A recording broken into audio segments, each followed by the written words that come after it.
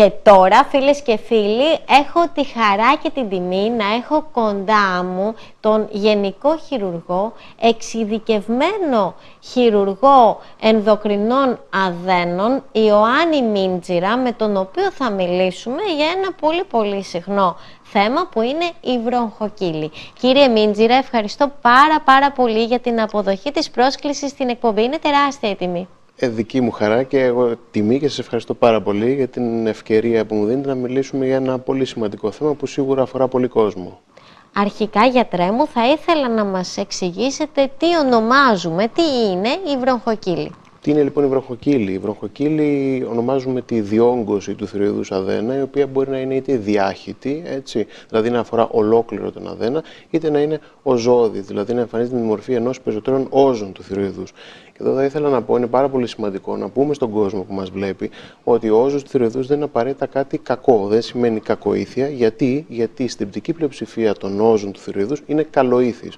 Άρα λοιπόν τι χρειάζεται? Χρειάζεται να γίνει σωστός και πλήρης έλεγχος για να ξέρουμε ακριβώς ποιοι όζοι χρήζουν απλής τακτικής παρακολούθησης, ποιοι χρήζουν περαιτέρω διερεύνησης και πού υπάρχει ένδειξη για χειρουργική αντιμετώπιση.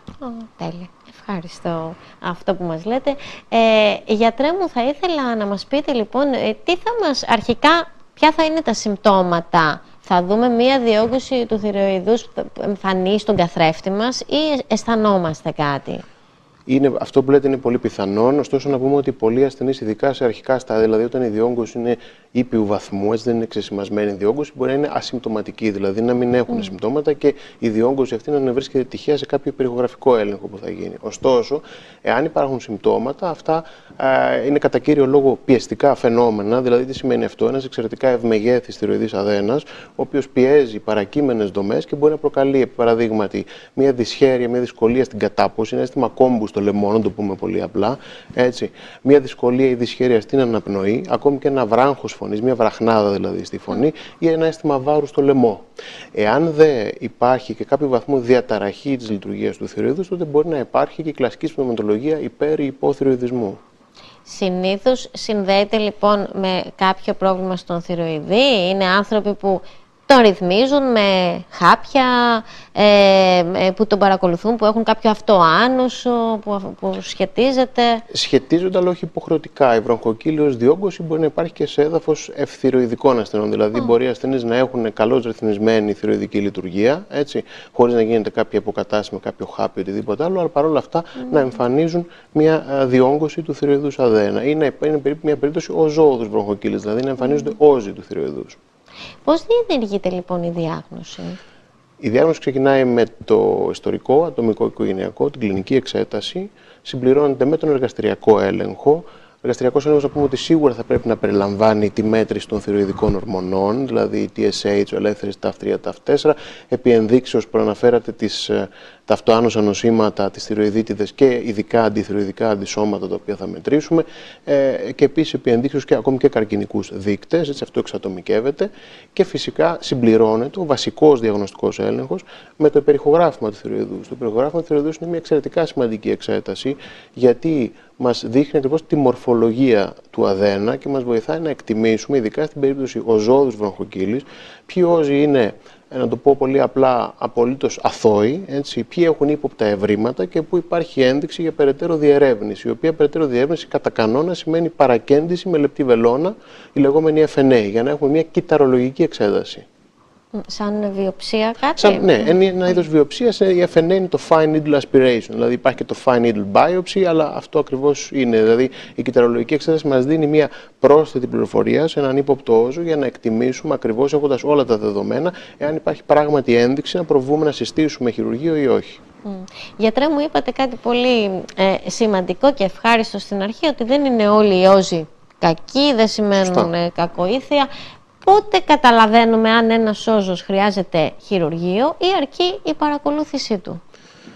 Η απόφαση για να συστήσουμε χειρουργείο βασίζεται κατά κύριο λόγο, είναι αυτό το οποίο έχουμε στο διαγνωστικό κομμάτι, δηλαδή γνωρίζουμε και υπάρχουν συγκεκριμένοι παράγοντες κινδύνου και από το ιστορικό, Η κλινική εικόνα επίσης βάζει σε πολλές περιπτώσεις την υπόνοια, δηλαδή υπάρχουν συγκεκριμένα κλινικά χαρακτηριστικά που μας βοηθούν να διαχωρίσουμε έναν καλοήθη από κακοήθη όζο, και από εκεί και πέρα αυτό το οποίο προείπαμε, το υπερηχογράφημα, διότι υπάρχουν 5 συγκεκριμένα υπερηχογραφικά κριτήρια. Βάσει αυτών των κριτηρίων προκύπτει μια ταξινόμηση, ένα score, και κατατάσσονται οι όζοι σε 5 κατηγορίες ανάλογα με το βαθμό επικινδυνότητας ή υποψίας κακοήθειας, να το πούμε διαφορετικά, και αυτό έτσι μας βοηθάει, λαμβάνοντας υπόψη και τις διεθνείς κατευθυντήριες οδηγίες, οι οποίες είναι εξαιρετικά σαφείς, να έχουμε τη σωστή ένδειξη για το χειρουργείο. Δηλαδή να ξέρουμε ακριβώς πότε υπάρχει ένδειξη για χειρουργείο και πότε όχι.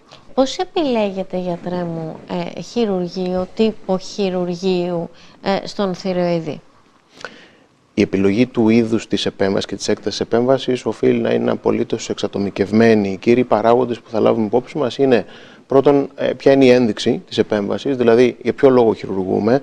Καταλαβαίνετε ότι είναι πολύ διαφορετικά τα κριτήρια σε κακοήθεις παθήσεις, δηλαδή έχουμε ένα πιο αυστηρό ογκολογικό πλαίσιο μέσα στο οποίο θα πρέπει να κινηθούμε. Γιατί το σωστό ογκολογικό χειρουργείο είναι αποφασιστική σημασία για την καλύτερη δυνατή πρόγνωση του ασθενούς, και έχουμε μεγαλύτερη, σε αντίθετη περίπτωση, ευελιξία σε μια καλοήθη νόσο, η οποία μπορεί να είναι εντοπισμένη και στον έναν λοβό του θηροειδούς, ειδικά όταν δεν υπάρχει υπερθηροειδισμός. Άρα λοιπόν, λαμβάνοντας όλα αυτά υπόψη, καταλήγουμε σε 2 βασικούς τύπους επεμβάσεων: την κλασική ολική θηροειδεκτομή, δηλαδή την αφαίρεση και των 2 λοβών του θηροειδούς, ή επί ενδείξεως, δηλαδή κατά κύριο λόγο καλοήθης νόσος εντοπισμένη στον έναν λοβό χωρίς να συνυπάρχει υπερθηροειδισμός, τη λοβεκτομή, δηλαδή την εκτομή, την αφαίρεση μόνο του πάσχοντος λοβού με διατήρηση του φυσιολογικού ετερόπλευρου αντίπλευρου λοβού του θηροειδούς.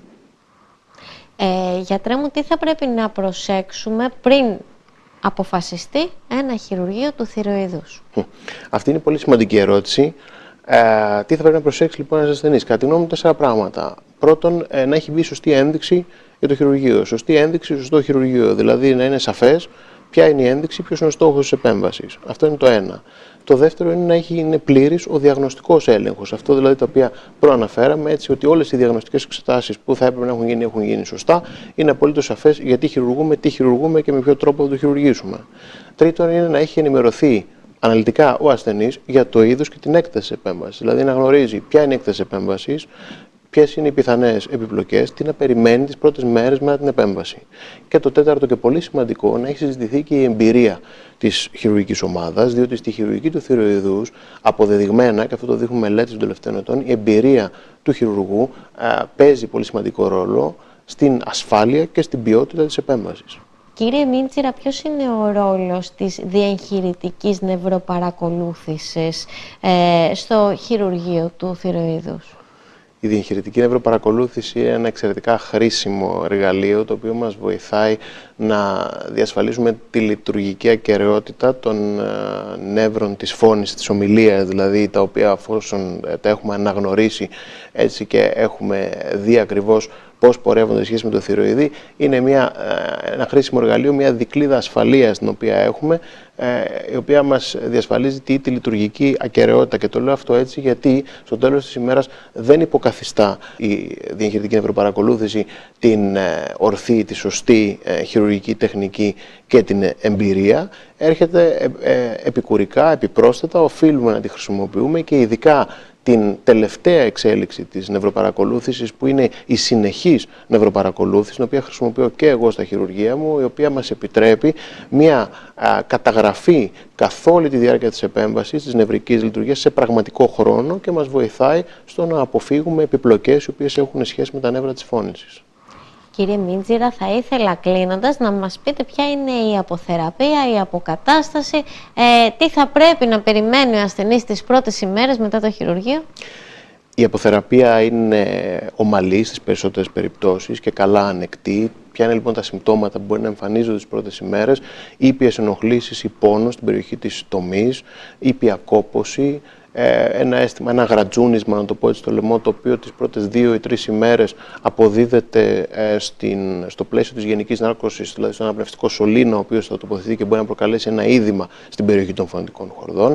Αυτές όλες είναι ήπιες ενοχλήσεις, οι οποίες μπορεί να υπάρχουν τις πρώτες ημέρες.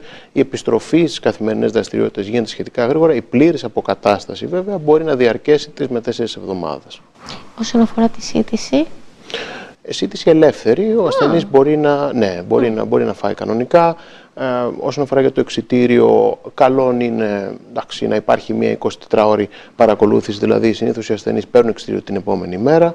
Έτσι, από εκεί και πέρα, παρακολούθηση σε τιμές ασβεστίου, αν και εφόσον κριθεί αναγκαίο. Αυτά είναι όλα ζητήματα τα οποία εξατομικεύονται, έτσι, και έχουν να κάνουν και με το είδος της επέμβασης, την έκταση της επέμβασης, τι ακριβώς έχουμε χειρουργήσει, με ποιο τρόπο κτλ. Δηλαδή, αν μιλάμε για περίπτωση ολικής θηροειδεκτομής, σίγουρα θα πρέπει να συστήσουμε να γίνει ένας έλεγχος στις θηροειδικές ορμόνες 4 με 5 εβδομάδες μετά την επέμβαση. Θέλουμε να παρακολουθούμε τα επίπεδα ασβεστίου κτλ. Κύριε Μίντσιρα, ευχαριστώ πάρα πολύ για τις πολύτιμες πληροφορίες και συμβουλές που δώσατε στο κοινό μας για ένα τόσο σημαντικό θέμα. Εγώ σας ευχαριστώ πολύ για την πρόσκληση και ευελπιστώ να έχουμε και την χαρά και την ευκαιρία να συνομιλήσουμε και στο μέλλον για ζητήματα που αφορούν σίγουρα πολύ κόσμο.